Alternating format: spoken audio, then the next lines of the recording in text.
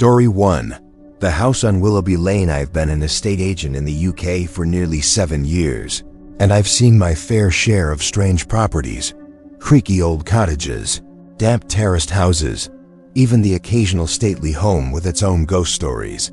But there's one house viewing I'll never forget. It still makes me question what's real and what isn't. It was a rainy Thursday in October when I got the call from my manager asking me to cover for a colleague who'd called in sick. The property was a detached Victorian house on Willowby Lane, a quiet road outside a small village in Kent. The owner had died 6 months earlier, and the family wanted to sell it quickly. According to the notes, the house had been empty since his death. When I arrived, the sky was already darkening, and mist clung to the hedgerows along the lane. The house stood at the end of a gravel drive, half hidden by overgrown trees. Its red brick was mottled with age, ivy creeping up the sides like veins. A single light was on in an upstairs window, which struck me as odd. The place was supposed to be empty. I parked my car, grabbed the keys, and walked up to the front door. The moment I stepped onto the porch, I felt it, this strange, oppressive heaviness, as if the air was thicker there. I shook it off, blaming the weather. Old houses have that atmosphere, I told myself. The door creaked open after a struggle with the rusty lock. Inside, it smelled of damp and something else I couldn't quite place, like burnt paper. The hallway was narrow, with faded wallpaper peeling in long strips. My shoes clicked on the wooden floorboards, the sound echoing too loudly in the silence. I turned on the hallway light, but the bulb flickered and died. Great. I pulled out my phone's torch and called out, "Hello? Anyone here?" Silence answered me. The viewing was scheduled for 5:30 p.m., and I was early. I figured I'd do a quick walkthrough to make sure everything was in order. The living room was cold, with old floral curtains drawn halfway. A dusty armchair sat facing the fireplace, and on the mantelpiece were several framed photos, though their glass was so grimy I could barely make out the faces. As I climbed the stairs, the floorboards groaned like they were protesting. At the top, the corridor stretched ahead with several closed doors. The light from the window at the end was dim and gray. That's when I heard it, a faint thump, like something dropping in one of the rooms. I froze, probably just the house settling, I whispered to myself, but my heart was already beating faster. I took a deep breath and continued down the upstairs corridor, trying to ignore how cold it had suddenly become. My torchlight danced across the doors, and I chose the first one on the right. The room was a bedroom, sparsely furnished with a single bed and a wardrobe that looked like it hadn't been opened in decades. The sheets on the bed were yellowed and stiff. When I approached the wardrobe, I noticed something strange. Its doors were slightly ajar, and inside there was a faint smell, mildew, mixed with something metallic. I swung the door open, and a small pile of old newspapers fell out, scattering across the floor. The headlines were from the early 1980s, all neatly stacked as if someone had been collecting them obsessively. I knelt to pick one up, and that's when I heard it, a whisper. It was so faint I thought I imagined it. It sounded like a man's voice just behind me, saying something I couldn't quite catch. I spun around, nothing, just the empty room. My breath fogged in the cold air, and I suddenly felt very aware of how alone I was. I backed out and closed the door quickly, telling myself I was just on edge. I made my way downstairs as the sound of a car pulling up outside broke the silence. Relief washed over me. Finally, the clients had arrived. A young couple stepped out, both in their late 20s, wearing cheerful smiles that immediately made me feel less uneasy. "Hi, you must be Tom," the man said, extending his hand. "I'm Mark, and this is Emily." I shook hands and led them inside, apologizing for the dim lighting. "The electrics are a bit temperamental," I explained. Emily wrinkled her nose. "It smells strange in here." "Old house smell," I said with a forced smile. "Adds character." We started the tour, and I tried to focus on my usual pitch Victorian charm. Spacious rooms, lots of potential. But as we walked through, The house seemed to come alive in the worst way. The air grew colder, floorboards creaked in rooms we weren't in. When we reached the upstairs corridor, Emily stopped dead. "Did you hear that?" she asked. We all froze. From one of the rooms at the end came the sound of slow, deliberate footsteps. Mark laughed nervously. Probably a rat, but I knew that sound wasn't an animal. Trying to stay professional, I led them to the room where the footsteps had come from, the one at the very end. The door was already slightly open. I pushed it with my foot, and it creaked loudly. Inside was a study, with a desk covered in dust and an old leather chair facing the window. On the desk sat a single object, a cracked teacup, half filled with murky water. Emily whispered, "That's weird. Did someone leave that?" I stepped closer, and that's when I noticed something even stranger. There were scratches on the wooden floor, long gouges leading from the chair to the door. Like something had been dragged. The whispering started again, louder this time. It was a man's voice, clear enough now that I could make out the words. "Get out!" Emily screamed, and Mark grabbed her arm. The door slammed shut behind us with a violent bang. The room plunged into darkness as my torch flickered. Emily was crying, Mark was shouting, and I was desperately fumbling for the door handle. It wouldn't budge. It felt like someone was holding it from the other side. The whisper turned into a guttural growl. The teacup slid across the desk on its own, shattering on the floor. Finally, the door flew open, throwing me backward. We didn't hesitate. We bolted down the stairs and out into the rain. The clients didn't even look back as they jumped into their car and sped away. I stood there, trembling, watching the house. The upstairs light, the one I'd noticed earlier, was back on. And in the window, for just a second, I swore I saw a figure. I didn't sleep that night. Every time I closed my eyes, I saw the figure in the window. By morning, my manager called, furious. "What the hell happened at Willowby Lane? The client said you locked them in a room and staged some kind of scare." I told him exactly what happened, but he didn't believe me. Still, I couldn't let it go. I needed answers. The next day, I drove to the local library and dug into the property's history. What I found made my blood run cold.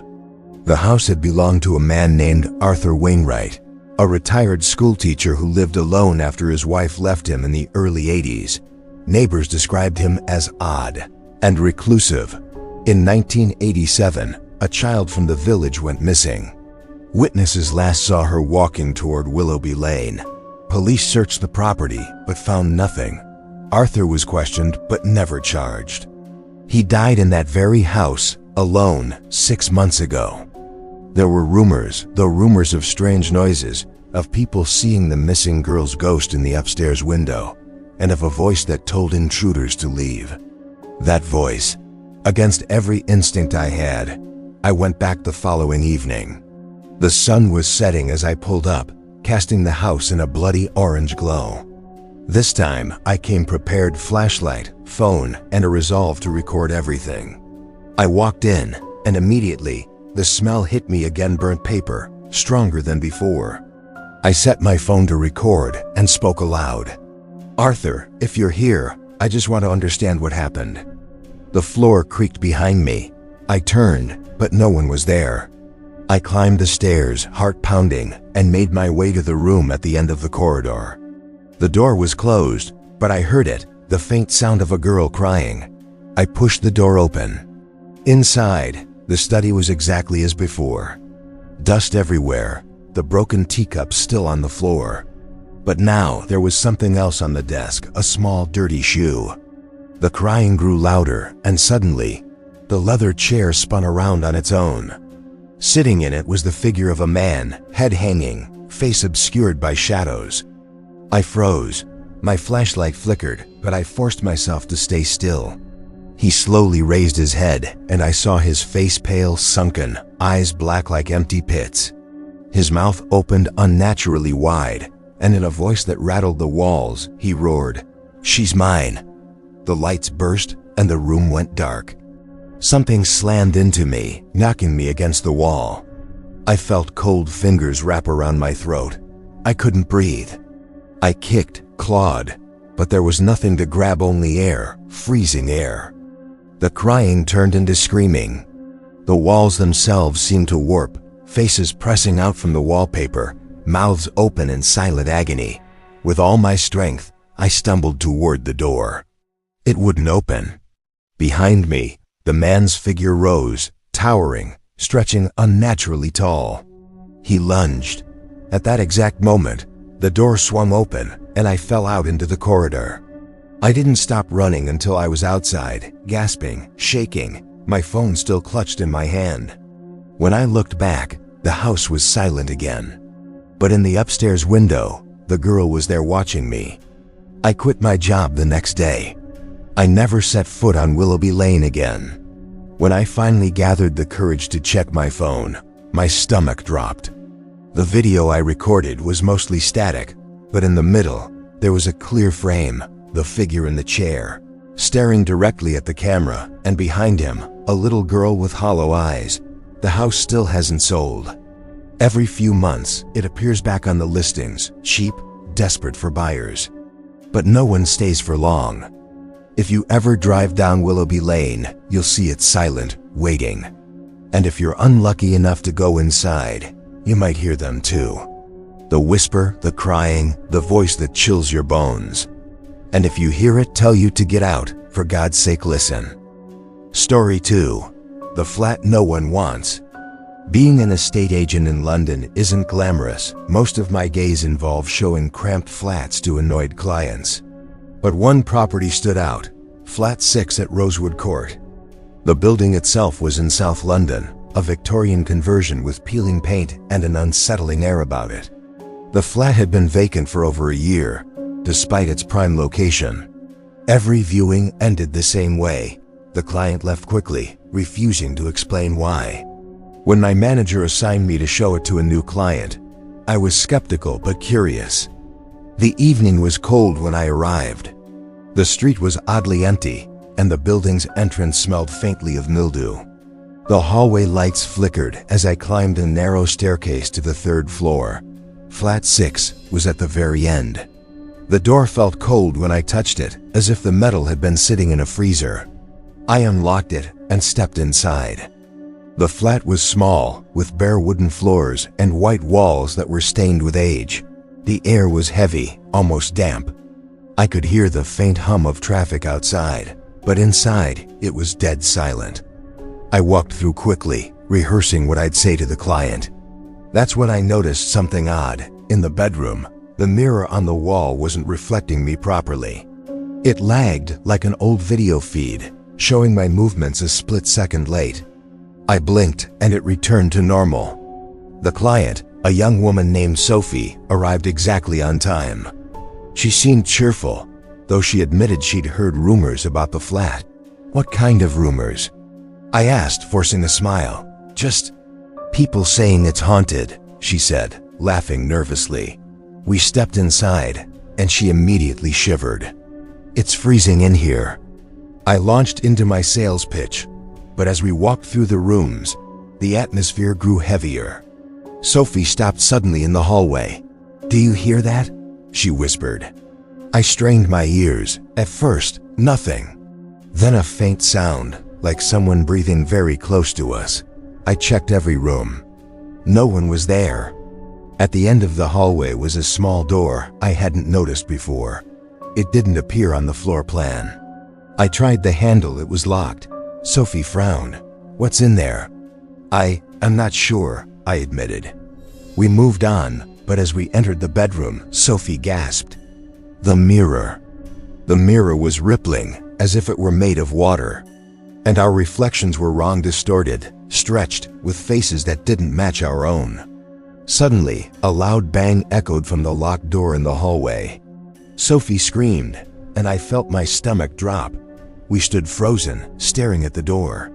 The bang came again, louder this time, followed by a voice. It was a man's voice, low and harsh, speaking words I couldn't understand. Is someone in there? I called out, my voice shaking. No answer, only silence. Then, slowly, the lock on the door began to turn on its own. I grabbed Sophie's hand. "We need to leave now." But when we turned to go, the front door was closed and locked. I know I left it open. The small door creaked open, revealing a narrow staircase descending into darkness. A foul smell rot and something chemical wafted out. Sophie was trembling. "What is this? This isn't on the plans." Against every instinct, I stepped closer, shining my phone's light down the stairs. The beam caught something wet glistening on the walls. The smell grew worse. From below came the sound of footsteps, slow, deliberate, coming closer. We backed away, but something began crawling up the stairs. Its movements were unnatural, jerky, like a spider. When the figure emerged into the light, I wished I had never looked. It was a man, or what used to be one. Skin gray, eyes hollow, mouth open in a silent scream. The figure lunged at us with unnatural speed. Sophie screamed and bolted toward the door, but it wouldn't open. I grabbed a chair and smashed it against the window. It didn't even crack. Behind us, the thing crawled closer, its limbs twisting at impossible angles. The lights flickered violently, and the walls seemed to warp. The hallway stretched longer, the exit further away. I grabbed Sophie and dragged her back into the bedroom. We slammed the door shut, but the mirror began to ripple again. This time, something on the other side pressed against the glass hands, faces all screaming silently. The voice returned, deeper now, resonating through the walls. "Leave her. Leave her and you go free." I felt my blood run cold. Sophie clung to my arm, crying, "Don't listen to it, please." The door began to splinter as the thing outside clawed at it. I searched desperately for anything to fight back with, but there was nothing. The mirror bulged outward, as if something was trying to come through. The voice spoke again, "Choose." The door burst open, and the creature charged. I swung a lamp at it, barely slowing it down. Sophie screamed as it grabbed her ankle, dragging her toward the hallway. I held onto her with everything I had, but its strength was inhuman. My grip slipped. She was pulled into the hallway, her screams echoing. The creature's hollow eyes locked on mine, and then they both vanished into the small door, which slammed shut. The flat fell silent. I staggered to the exit, and this time, the door opened easily. I ran out into the night, not stopping until I was blocks away. When I called the police, they searched the flat.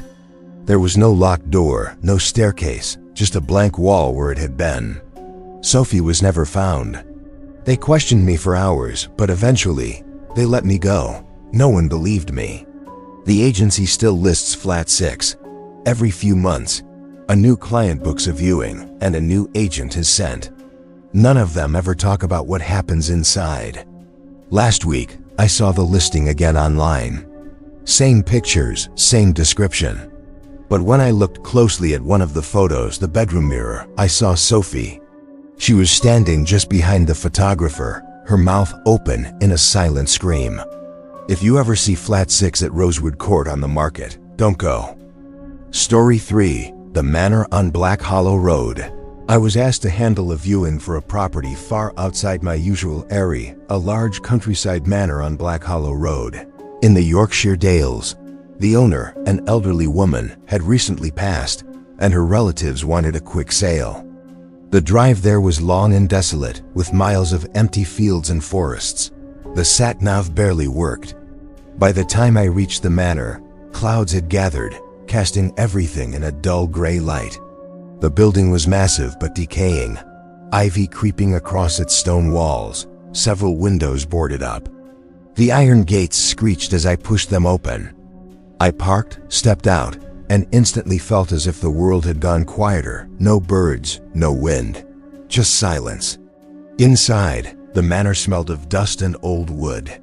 The grand hallway had a sweeping staircase, a chandelier covered in cobwebs, and portraits of stern-looking ancestors staring down at me.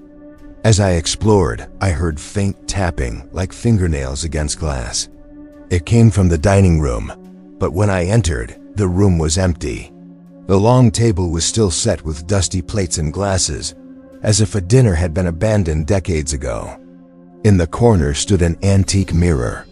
When I passed it, I noticed something strange. It reflected the room correctly, but my reflection was blurred, like fogged glass. A family arrived for the viewing, a father, mother, and their teenage son. They seemed excited by the size of the property, despite its condition. As I gave the tour, the boy, Ethan, kept staring at the portraits. "Their eyes follow you," he whispered to me when his parents weren't looking. We climbed the stairs, and the air grew noticeably colder. The mother rubbed her arms. "Is there no heating?" she asked.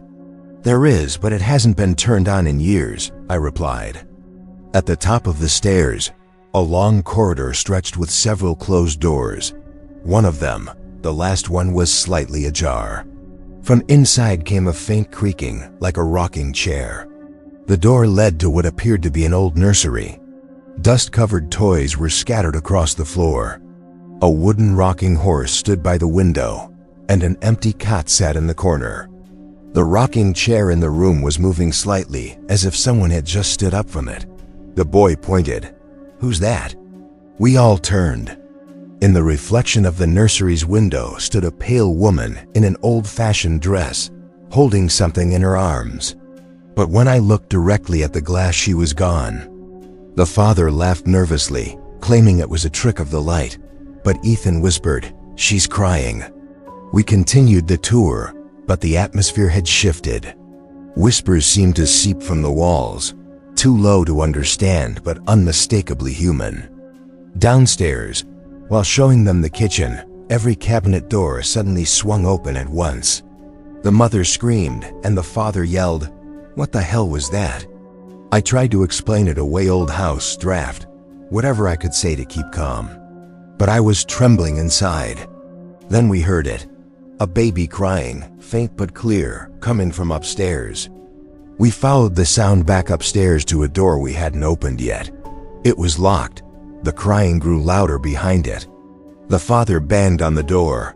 "Is someone in there?" No answer. Ethan stepped forward. "I can hear her saying something." "What?" I asked. He tilted his head. "She's saying, 'Give him back.'"